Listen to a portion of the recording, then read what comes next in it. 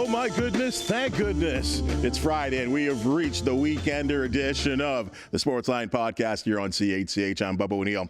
You know, sports in Southern Ontario has always been our focus, and folks, it is hard to argue and fair to say that in our beautiful Golden Horseshoe region, the Hamilton Ticats are the biggest show in town. Looking deeper into that team are the players, and in what most will call a shock, one of the Ticats' finest has decided to hang them up.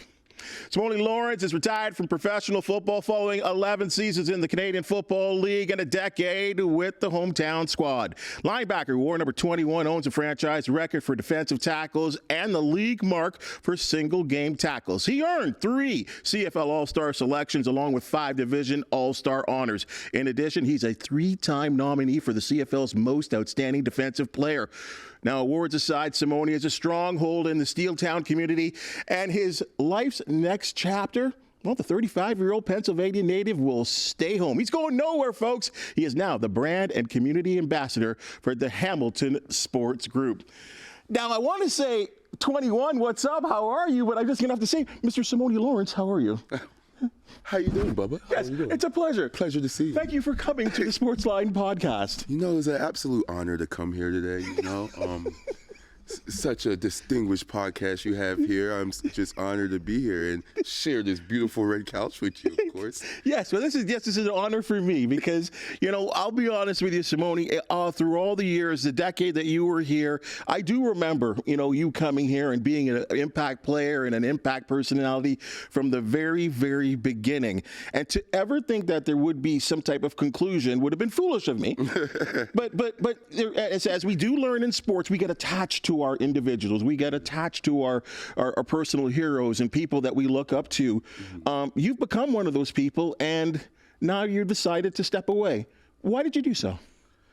For me personally, I think it was the best thing as far as moving on forward for my career-wise. You know, football is one of those careers where it's pretty stagnant. Every year, it's let's win a championship, and then it's a reset. Let's win a championship, then it's a reset. Let's win a championship, then it's a reset. And it kind of felt like a rabbit wheel, you know what I mean? Just running, but not going anywhere, you know what I'm saying? And, you know, as much as we do in the community and stuff and things like that, I felt like just as far as moving my life forward, you know, like maybe starting a family, you know what I mean? And, you know, possible children and things like that, sort of, you know. Playing a kid's game, you get caught up in the kid atmosphere a lot, too, in it. Is that why you called it, or you wanted to script it as not a retirement, but a graduation? For sure. I say graduation because it's not like I get to come here and hang out with you on the chair all day. You know, we're still cooking up and stuff. But, yeah, I called it a graduation just because I felt like it's moving up, you know, just working in the business world. You know, I went to a dinner the other day with a bunch of the bosses at over in Hamilton Sports Group, and you know the mindset's just way different. You know what the conversations are, and you know I just think that it's time to move on. I have to say this. It is now we're getting close to February, like we're almost near the end of February. January 29th, you were right here in the couch wearing the 21 hat. And we were discussing your next steps in your career, some career highlights and things like that. I had no feeling. I had no knowledge. I will say that to everyone of what was to happen in a couple weeks. Did you know at that point? At that point, I was still going back and forth. You know, I was still talking. I knew like the offers that I had on the table and stuff, but I didn't make any decisions, right? And like we were talking about before, it's like you have so much on your mind and you have to like separate each thing, right? And it's just like you go with the flow of how you feel and stuff, and you know, talking to my family, and you know, we thought it was the best decision. Was Hamilton, I mean, was that one, you wanted to be in Hamilton first and foremost? Yeah, for sure, always. You know, Hamilton's home. I couldn't really picture myself anywhere. You know, I look around the locker rooms, and I don't think people understand this about playing football. Well, playing football as Simoni Lawrence in the CFL, like, I am super decorated here in Hamilton, and that comes with a lot. Playing football in one city comes with a lot. Like, there's no other team in the league that looks at Simoni Lawrence as not a villain. Like, I'm the guy. You go on the field, and the coaches are like, make sure 21 doesn't make plays. We hate 21. Da da da da. You know what I'm saying? Sure. So it's like going into any locker room is like work. But you never, at least to me, and I think to most media members, and I think certainly to the fans, it never seemed like work to any of us that you were putting in. Yeah. Like, it seemed like something that you love to do. And I'm sure there are days I come in here and, like right now, this is fun for me. Like, this is great, and getting to talk to you. But I'm not going to lie. There's some days when I come in here and I'm a little bit more monotone. I'm just like a robot. Yeah. Doing my job, right? Was there a little feeling of that sometimes? Nah, I'm like actually in love with football. Like, that's my first love. I fell in love with football when I was like 9 years old. Every time I go into work, we call it work or football practice and stuff, I get on the field, I'm just like, oh man, it's just such a relief. Like, you can just be your natural self. You could have fun, talk smack with the boys. I've seen you. I remember one practice, not to interrupt, but I remember one practice. It was pouring rain, and we were sitting here in the media booth like that too, and all you guys are kind of littering out or whatever, and it's raining. Right. It is pouring, and you come running out. You come running out screaming, but I could see the level of enthusiasm in the practice changed once you came out there, and all of a sudden work got done, practice was done, and that's something you seem to be famous for. Yeah, it's your energy, man. Like, you're always responsible for your attitude, energy, and effort, right? And those are controllable factors, and I learned that when I was really little, So it's like, it's raining outside. All right, I know how everybody truly feels, you know what I mean? Right. So let's go out here and try to make everybody feel something different, When you're young and it's raining outside, you're begging your mom, can I please go outside and play football? So, you go in the locker room and you remind all the boys, like, man, remember when your mom used to let you go outside when it was raining, So, like, when you come out here, like, let's go have some fun and, like, let's get some work done, So it's always that. So many moments, and each one of us as fans, as media members, people that have followed the league, think of you, as you said, in different lights, and we have special moments that we all have stored away. Is there one of them? Is there anything that really sticks to you that, that maybe, as you talk about being a dad, maybe being a husband, all these things that you're going to tell your kids about, like there a moment or something that when we interview you 40 years from now, that you're like, man, I did this. Right? Oh, man. I think it's all recorded. I think that's the most impressive part of, like, being a professional athlete. We have great networks like CACH that record everything, and it's all documented. Like, we can go through any kind of storyline and just hit Google and show the children, hey, look, your dad oh, you know him right there? Oh, I used to put him on his head all the time. You know what I mean? So it's like, it's all fun stuff, but memories that stick out. I always tell people about this memory back when we would play Toronto in, like, I think it was the 2013 season, my first season here, and we're in the Dome, and we were playing young Zach Caleros at the time, and he threw the ball up, and then Chris Van Zyl was playing tackle at the time, and I jumped over Chris, I tapped the ball, I did a 360, I caught it with my hand, and then I almost scored, and like that was like the best football play I've ever made in my life. Yeah. And it's funny because, let's be honest here, the moments against the Argonauts, I remember a pick 6.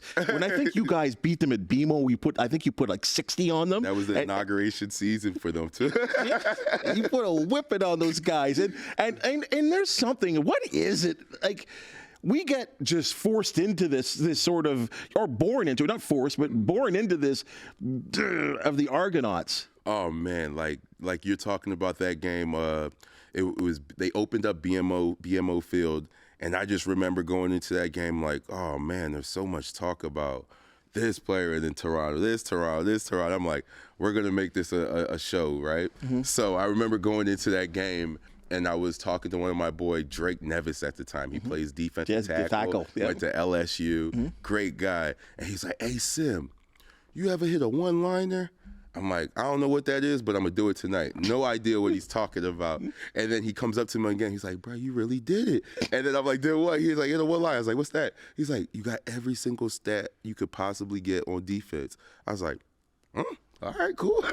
What is that? I don't even know what that is. All right, so a one-liner is like you get every single stat you can possibly record. So a tackle for loss, an interception, a sack, interception for a touchdown, an interception, a pass knockdown, a forced fumble, a fumble recovery. This is like the massive triple-double. Yeah.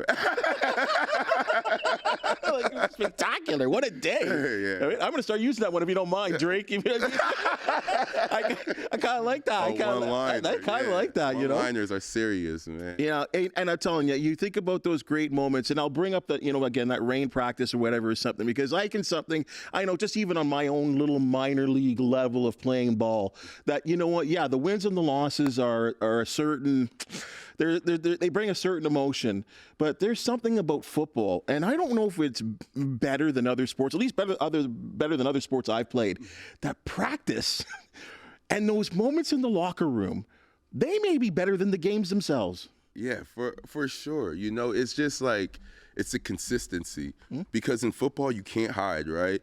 Like, you'll see somebody's chinking somebody's armor at some point of the season, like, oh, okay, that's who that person is, you know what I mean? And like, as far as like for somebody like myself, right, where it's like I'm talking all the time, I'm cracking jokes all the time, I'm always at a high level, it's like, I can't let anybody ever see any chink in my armor at any time. So it's like, you know, I've been playing football for Ticats for 10 years. I finally get to relax, kick my feet up, maybe walk to the car instead of running. So it's chill, man. It's chill. Yeah, those are great moments in the locker room. By the way, did any teammate ever tell you to shut up? Nah, I'm a big dog, Bubba. I'm a big dog in every sense. Like, you know, like football's one of those gladiator sports, right? Yeah. So it's like, I went to a military academy too, so it's like, everything comes with it. I'm picturing maybe a guy on offense, like maybe like a Ravenberg or a Filer that guy, hey man, quiet. You hear how it sounds though? Like what? Like there's back and forth for sure, but there's nobody that's gonna be like, be quiet, and then you be quiet. Like, not in that world.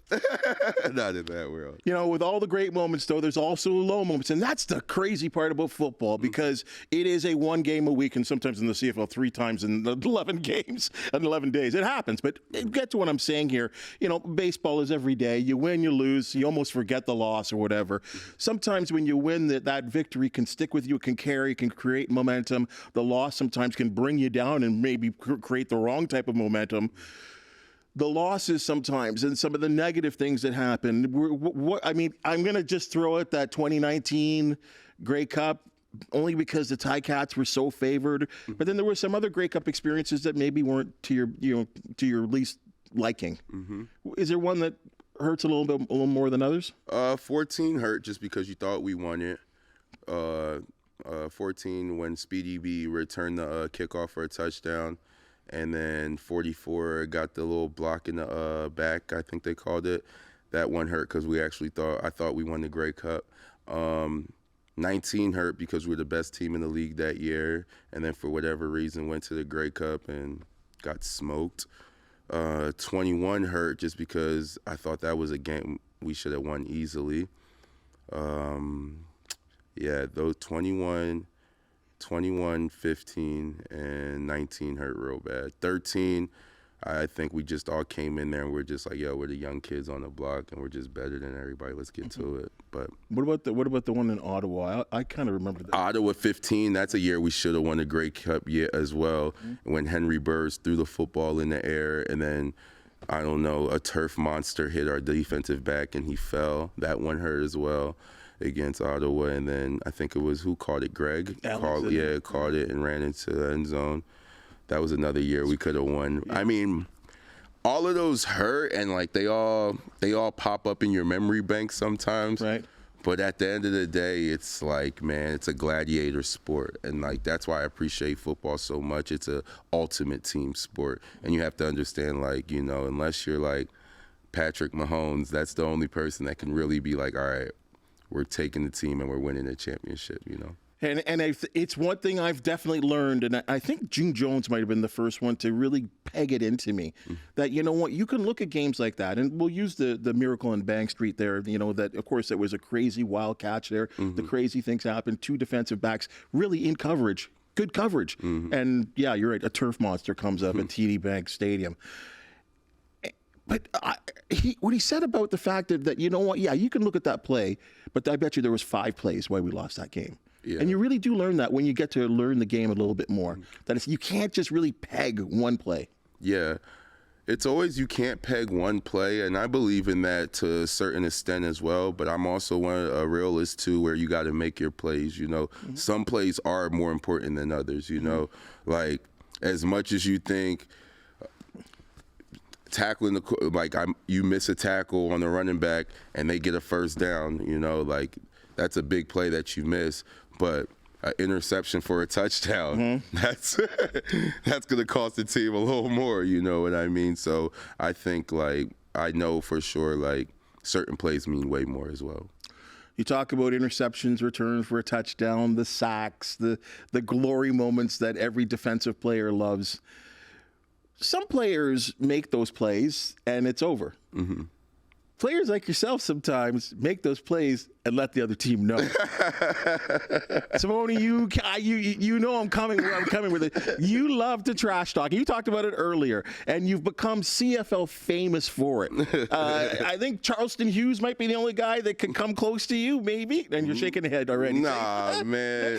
These guys pick and choose, man. No, they pick and choose. The reason I say that is because it's like, I don't hold anybody on a standard where it's like they can't get it. You know what I mean? Some people are like, oh, no, don't talk about him. Don't talk about him.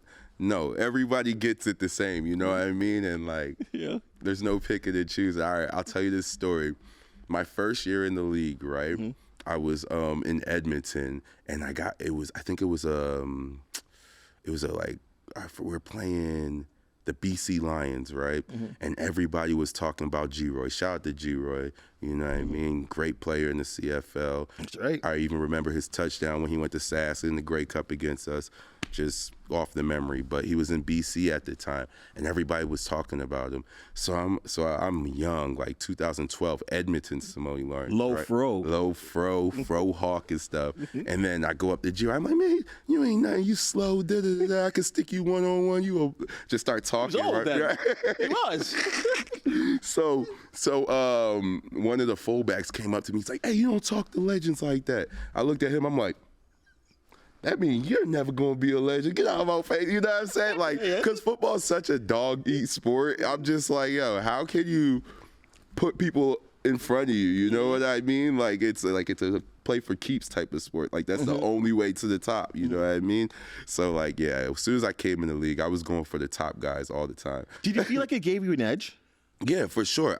Like, and that's what I tell people. Like, a lot of people play football. I get everybody's absolute best every single week. Nobody takes it easy on me. You know, people, my brother-in-law, like, oh, good play. Like, I don't get none of those. It's balls to walls, because if I'm beating you, I'm letting you know I'm beating you, and nobody wants to get beat. So, well, one of those guys that I think that, that mentality sort of blew him up was this James Wilder Jr.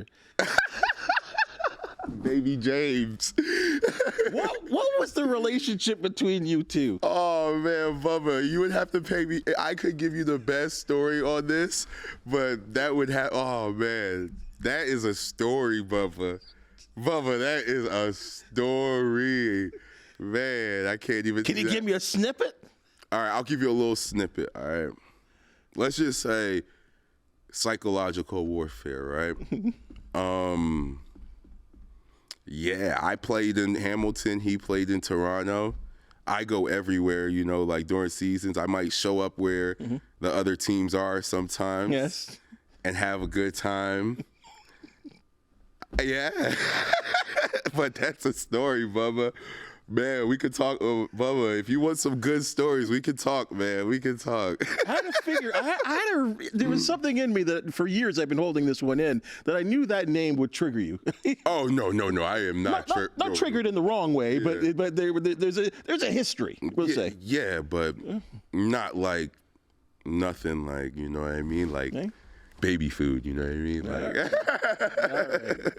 That's up for you guys. You guys can kind of figure out where this one. But I remember being on the field level for a couple of those games. Yeah. Even when he went to Edmonton too, there was words exchanged, man. Like you guys went at it pretty good. Yeah, that's I got some great stories on that one. Well, like you said, though, you played hard, and that's one of the reasons why we think about Hamilton football players. We think of Hitchcock destroying people from his safety position. We think of Mosca laying out quarterbacks. We think of Grover and Joe sacking quarterbacks and laying their lumber. And you did your thing in your era as well, too. And you played hard. And I think it's fair to say you played on the edge, right? You think about I guess guys who drive, F1 drivers, and Michael Schumacher used to always say, "I need to hit the limit. I have to push the car to the limit," and you were about that. It seemed to me, but there were some people that say you went over the limit. What would you say to those people? Everybody's entitled to their own opinion. I know that I play football the right way because look at my life. You know what I mean? Like, you don't play football. You don't play a sport like football for over 12 years if you're playing it the wrong way. You know what I mean? Like, a lot of people try to, like, put a cap on greatness. So it's like, oh, you can't do that. And it's not that you can't do that. It's just everybody can't do that.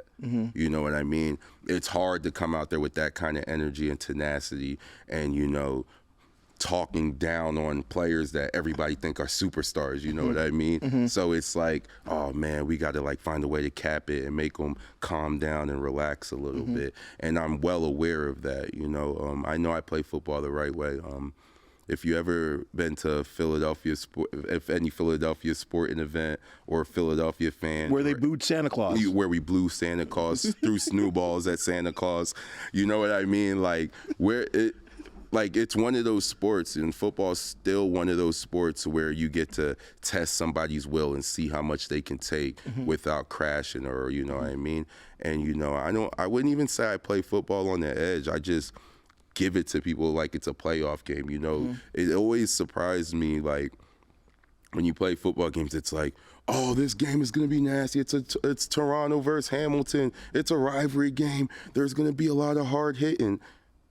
Why is it just hard hitting in a rivalry game? You know what I mean? Like, why is it just subdued to this moment? You know what I mean? So I feel like a lot of times it's just who's watching the game. If you put the game on, like, and my family is watching it, like all my Philadelphia family, Hamilton, right? It's the right way to play football. It is, and that's what we remember. Yeah, right? So it's like, that's why I say Hamilton's fit my type of game perfect. Right. Yeah.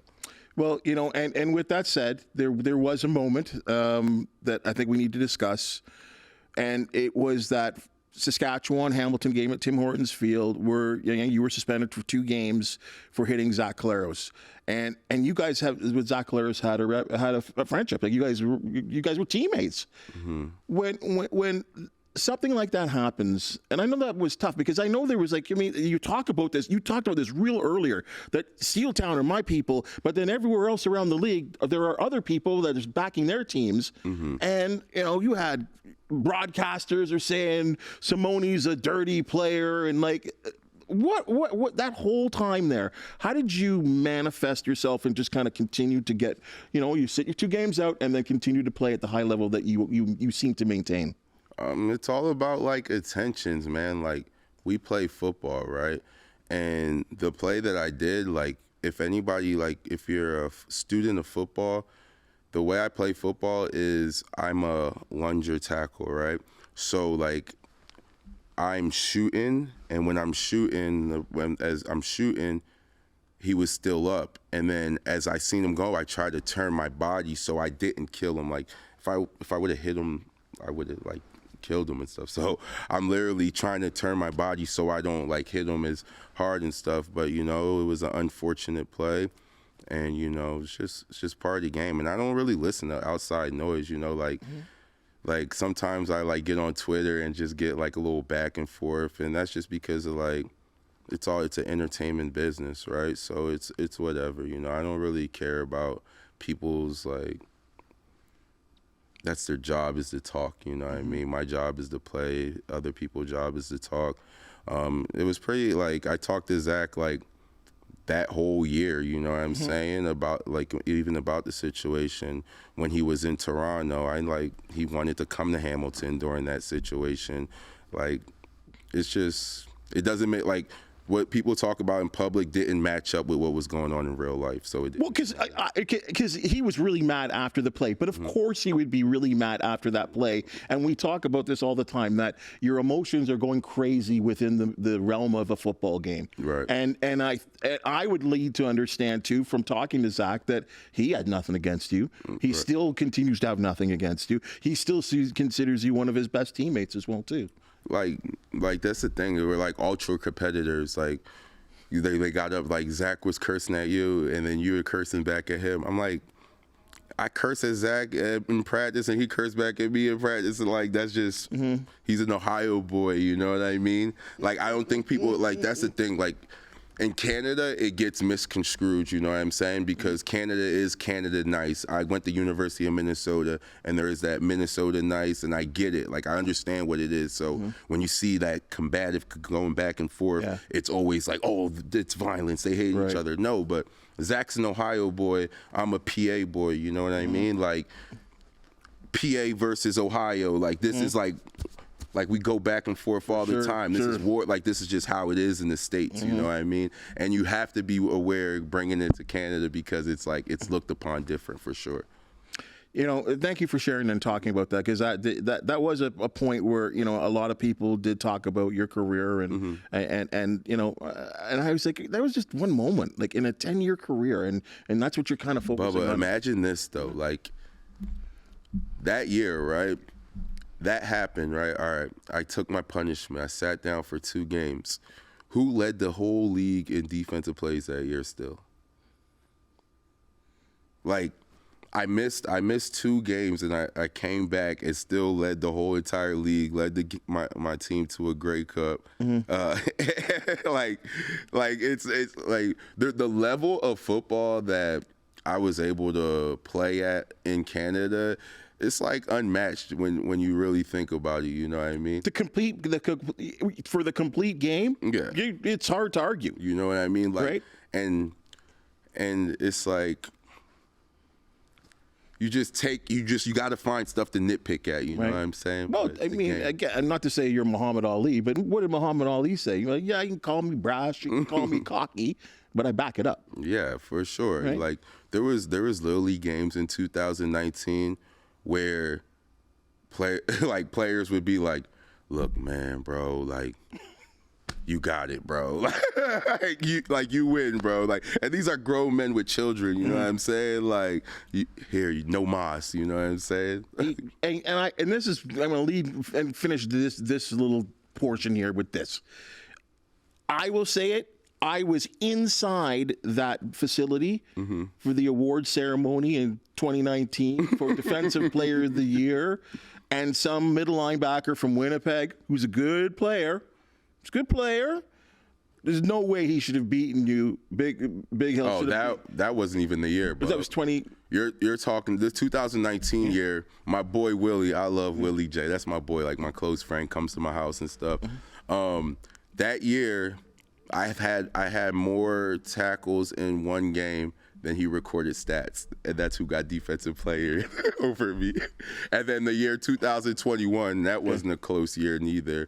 But it's all like, I guess it's all preference of like what they want it to look like, you know. Like these awards are picked by the CFL, you know what I'm saying? Like they're not like the best player gets the award type things, you know what I'm saying? So was robbed. I'm going to say that. I have every right to make my comment. Yeah. And you were robbed that year. fair and square. Hey, I guess here's the question now. I mean, now that this has been kind of taken away from you a little bit, like you can't touch it, you can't strip it, you can't. I can still kick it. You can't. You see that? You see that? Bubba with the quickness. You see that? You see that quickness? But yeah, this is touching this and being this and strip sackles and forced fumbles. This is no longer part of your life, or will not be a part of your life here. So what's next?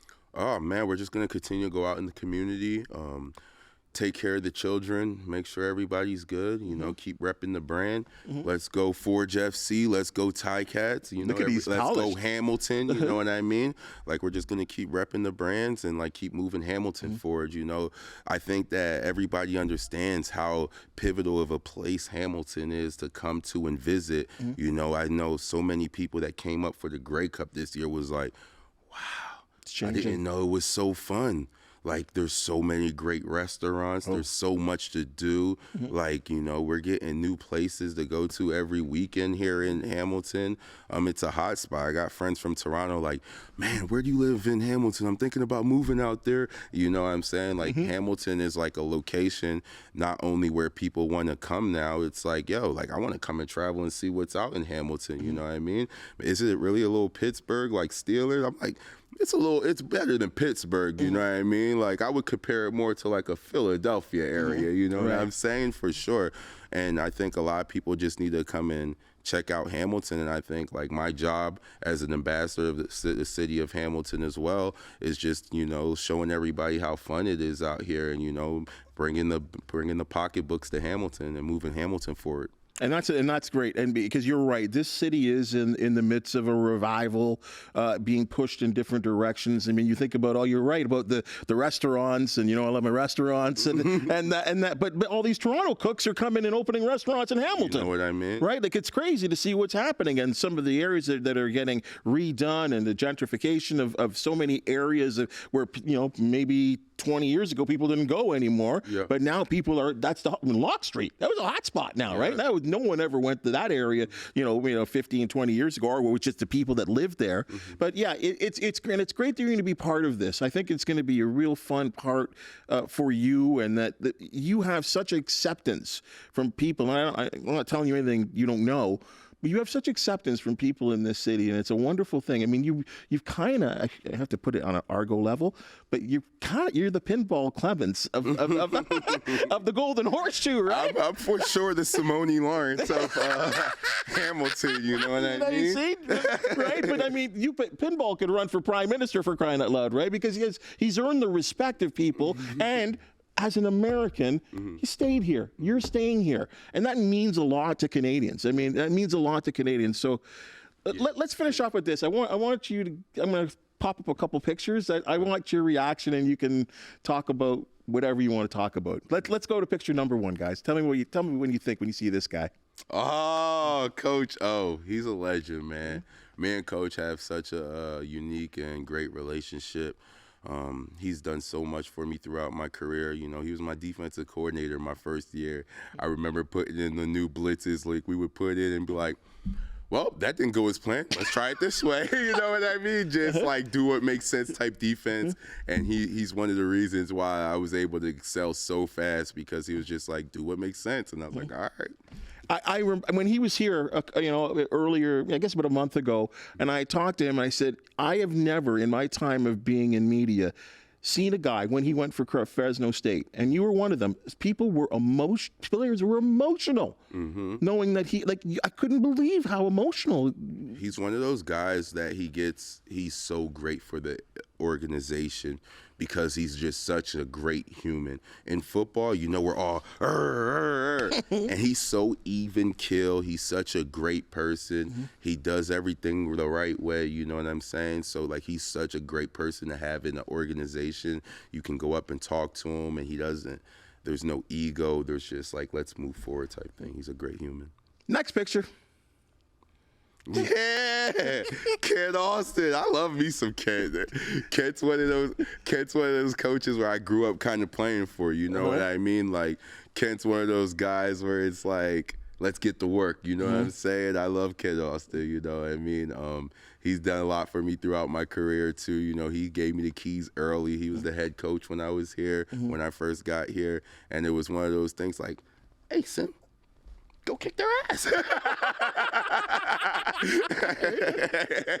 But it was funny, though, because being able to watch him be as a head coach, and he was very successful, but Orlando, but totally different kinds of guys, though, but achieved kind of the same results. Yeah, for sure. It depends on your team and, like, what you have on your team and, like, Coach Austin was very necessary for our young football team. You know what I mean? We had some I was the good kid. You know what I mean, on the team, making sure everybody was good.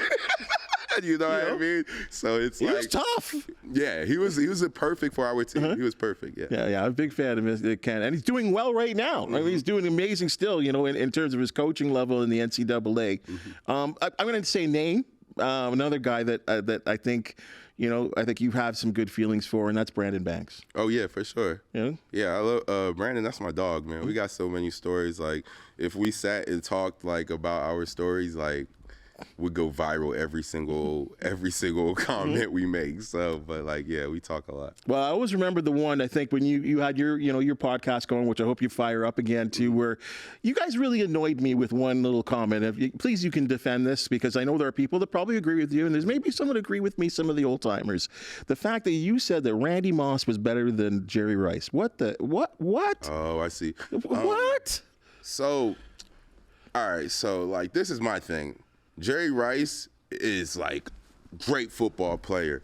Run a route, catch the ball, not dropping anything. I'm one of those guys where if I'm a GM, that's how I see it. Like, I'm getting Randy Moss just because he's coming in and instantly making a team go over the hump. And I'm not saying Jerry Rice can't do that, but in this era today where Jerry Rice was going against, like, you know what I'm saying, getting that press coverage every day, you know what I mean? And maybe you don't got like a Joe Montana, a Steve Young throwing you the football, you know what I mean? It might get a little tricky. Dante was pretty good at putting that ball up for Dante Culpepper. I'm not saying he's Montana. Dante Culpepper. Bubba, stop it. Randall for a little bit. Come on. See what I'm saying? These are good players, but they're good because they said hut and they were allowed to just do that. You know what I mean? There's a verb named after Randy. You know that, right? There is a verb. Right. Like when I remember like it was yesterday, like when we're like on the 69th Street, we're like, ooh, mossed them. And we were always thinking like, you think it's ever going to be something else other than, ooh, mossed them? There's still nothing like that.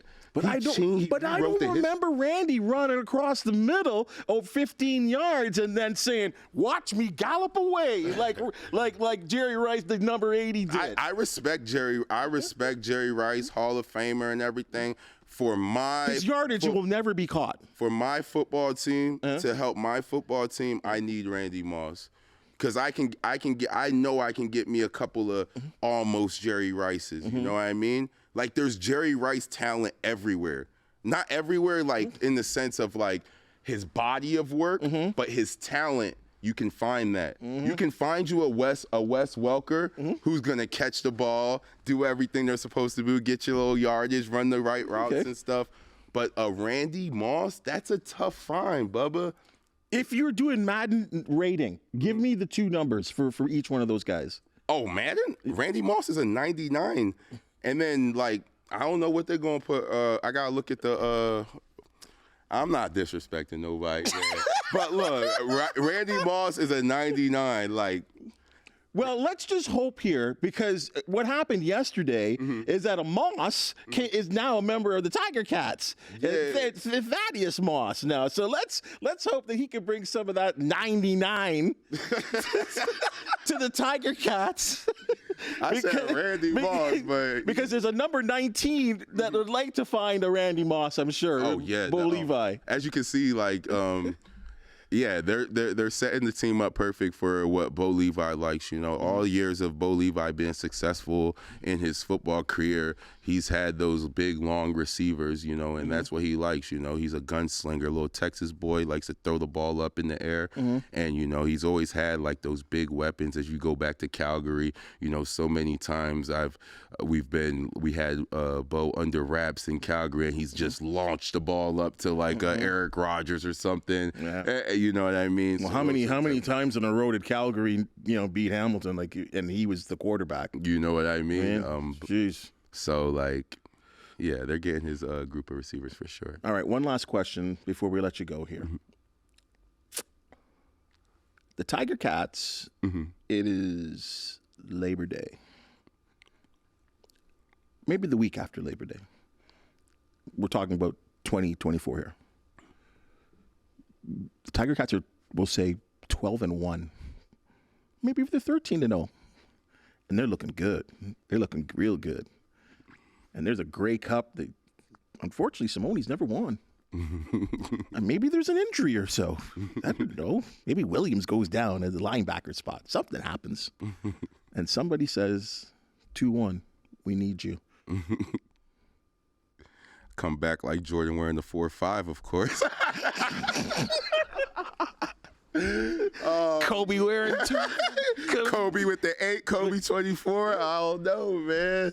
You know, I don't see you getting out of shape. You look good.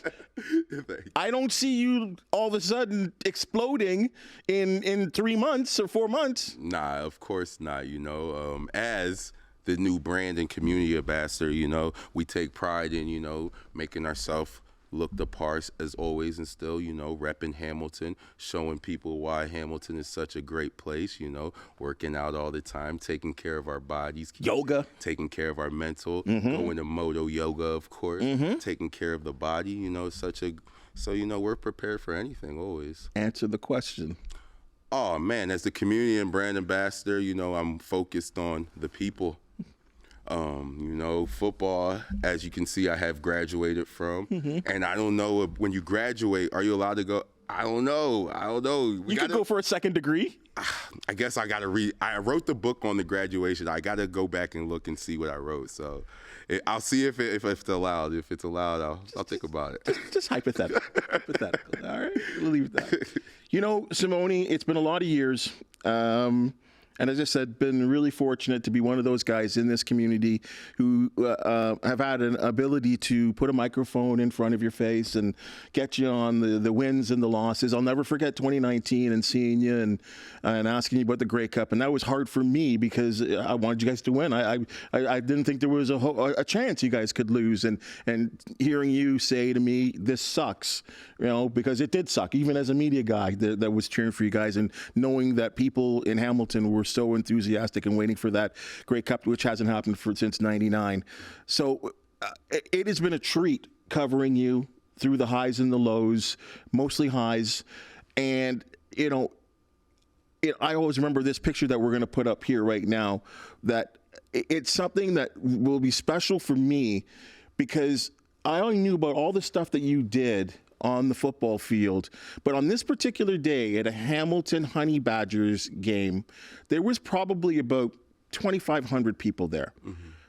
If you didn't high five or shake the hands of every single 2,500 people in Cops Call, or at least at First Ontario Centre, I'd be lying here, because you did.